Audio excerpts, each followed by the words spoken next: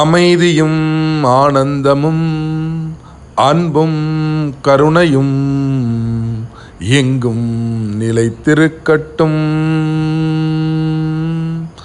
ஆன்மீகமை என்பர்களே, சித்தர்களை பின்பற்றுகின்ற எமதருமை பக்தர்களே, உங்கள் அனைவருக்கும் ஞானி பிருந்தாவனரின் ஆத்மார்த்தமான வணக்கங்கள்.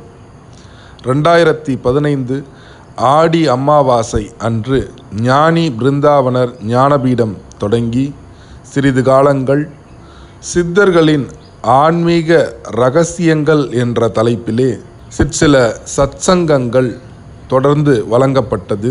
அவற்றை பக்தர்களின் வேண்டுகோளுக்கிணங்க மீண்டும் வெளியிடுகின்றோம். ஞானி பிருந்தாவனர் ஞானபீடத்தை தொடர்பு கொள்ள 00919443399023 009194339923 என்ற எண்ணை தொடர்பு கொள்ளவும். இன்று சித்தர்களின் ஆன்மீக இரகசிய உரையில் நாம் பார்க்க இருப்பது கடவுள் யார். ரொம்ப ஒரு முக்கியமான ஒரு விஷயம்.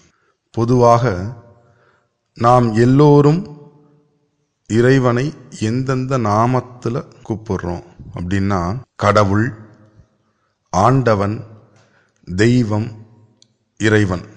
பொதுவாக இந்த 4 நாமத்தில் தான் நீங்கள் அதிகமாக இறைவனை கூப்பிடுறீங்க. ஒரு பிரார்த்தனை செய்யும்போது கூட இந்த வார்த்தைகளை பயன்படுத்துகிறீங்க.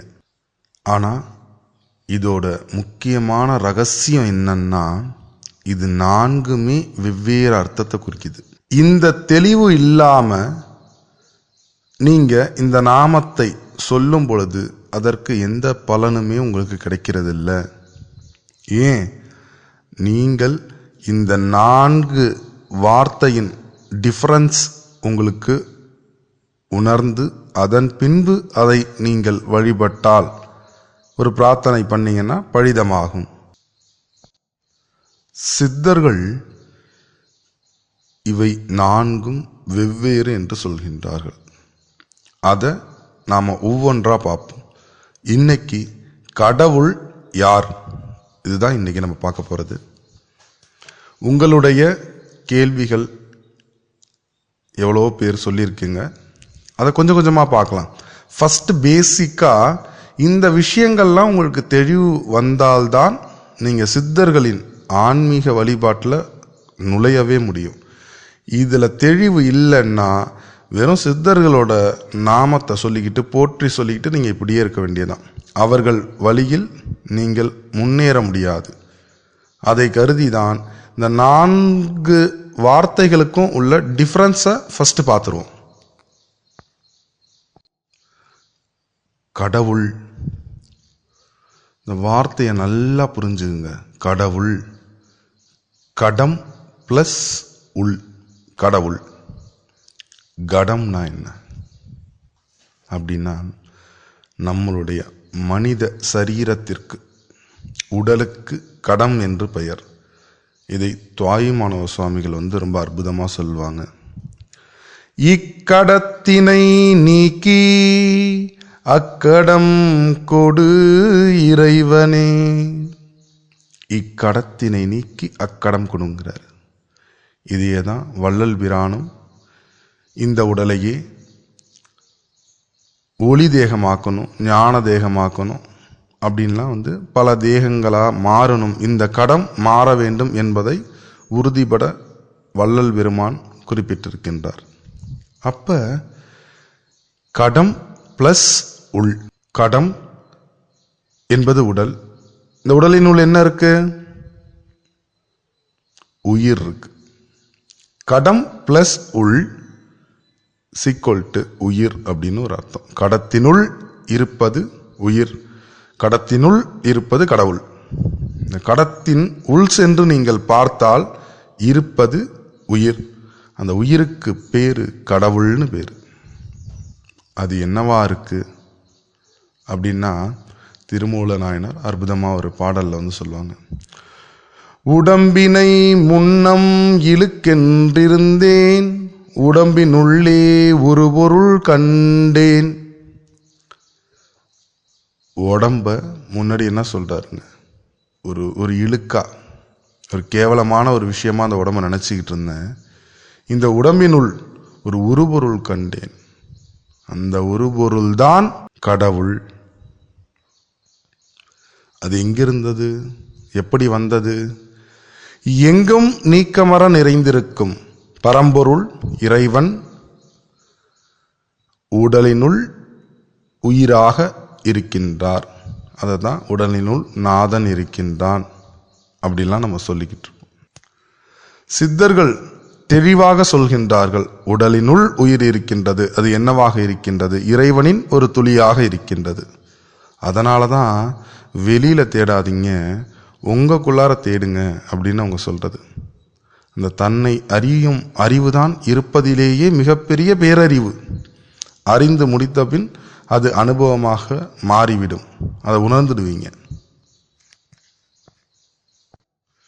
இதையே இன்னொரு சித்தர் சொல்கின்றார், ஊத்தை சடலம் என்று எண்ணாதே, இதை உப்பிட்ட பாண்டம் என்று எண்ணாதே, பார்த்த பேருக்கு ஊத்தை இல்லை. எவன் ஒருவன் உள்ளே சென்று உயிரை தரிசிக்கின்றானோ அவனுக்கு இந்த உடல் ஊத்தை சடலம் அல்ல. இந்த உடலை ஒரு அற்புதமான ஒரு உடல். அரிது அரிது மானிடராய் பிறத்தல் அரிது. மானிடர்னா மானிட தேகம் எடுத்து பிறப்பது என்பது மிகப்பெரிய அரிது. எதற்காக எடுத்தீங்க? முதலில் உங்களுக்குள் இருக்கும் உயிரை, அதாவது கடவுளை நீங்கள் தரிசனம் செய்ய வேண்டும். எல்லா சித்தர்களும் அடிப்படையாக சொல்றது இந்த ஒரு விஷயம்தான். இந்த விஷயத்தை ரொம்ப தெளிவாக அந்த இடத்துல புரிஞ்சுக்குங்க. கடவுள் அப்படின்னு நீங்கள் வெளியில் இருக்கக்கூடிய எந்த ஒரு பொருளையும், கோயிலில் இருக்க சிலைகளெல்லாம் கடவுள்னு சொல்லாதீங்க. கடவுள் அப்படின்னா அது சாட்சாத் நீங்கள் தான். ஆனால் எப்பொழுது உங்களுக்கு அது அனுபவமாக மாறுகின்றதோ அப்பொழுது அந்த உண்மை உங்களுக்கு புலப்படும். ஒரு சின்ன உதாரணம் சொல்லி விளக்குறோம். ஆற்றுல தண்ணி ஃபுல்லாக போயிட்டு இருக்கு. இந்த ஆற்றுல தண்ணி ஓடிக்கிட்டு இருக்கும் பொழுது அந்த ஆற்றுக்கு ஒரு பேர் வச்சிருப்பாங்க. ஃபார் எக்ஸாம்பிள் காவேரி ஆறுன்னு வச்சுப்போம். காவேரி ரிவர். காவேரி ஆறு போயிட்டு இருக்கு. அப்போ அந்த தண்ணிக்கு என்ன பேர் சொல்லுவீங்க? காவேரி ஆற்று தண்ணி அப்படின்னு சொல்லுவீங்க. அதை ஒரு வாட்டர் கேனில் நம்ம பிடிச்சிடுறோம். வாட்டர் கேனில் பிடிச்சி மேலே ஒரு ஸ்டிக்கர் ஒட்டியாச்சு. முருகன், சரவணன், விநாயகன், ஏதோ ஒரு பேர் ஒட்டியாச்சு. அதுக்கப்புறம் அந்த வாட்டர் கேனில் இருக்கக்கூடிய தண்ணியை நீங்கள் காவேரி ஆற்றின் தண்ணி என்று சொல்வீர்களா, அல்லது முருகன் வாட்டர், விநாயகன் வாட்டர் அப்படின்னு சொல்கிறோமா? நல்லா சிந்திச்சு பாருங்க. அப்போ அதோட மூலம் ஆற்றில் இருந்தாலும் அது தனியாக ஒரு வாட்டர் கேனில் போட்டு அடைச்சதும் அதுக்கு என்ன பெயர் சூட்டுறோமோ அந்த பெயரை தான் நம்ம சொல்லிக்கிட்டு இருக்கோம். அது மாதிரிதான் எங்கும் நிறைந்திருக்கும் இறைவன், அது வெளியில் எங்குமாக முழுமையாக இருக்கும்போது பரம்பொருள் இறைவன் சொல்லிடுறோம். ஆனால் ஒரு பிண்டம், ஒரு தேகத்திற்குள் அந்த உயிர் சேரும் பொழுது அதற்கு பெயர் நாம் சூட்டிக்கிறோம். எது வேணாலும் சூட்டிக்கிறோம். அதனால தான் நம்ம எல்லாருக்கும் ஒவ்வொரு பேர்.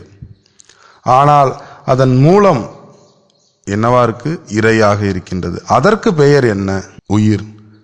அந்த உயிருக்கு பெயர் தான் கடவுள். ஏன்? இந்த கடத்தினுள் அது இருப்பதனால் அதற்கு கடவுள் என்று பெயர். தெளிவாக புரிந்து கொள்ளுங்கள்.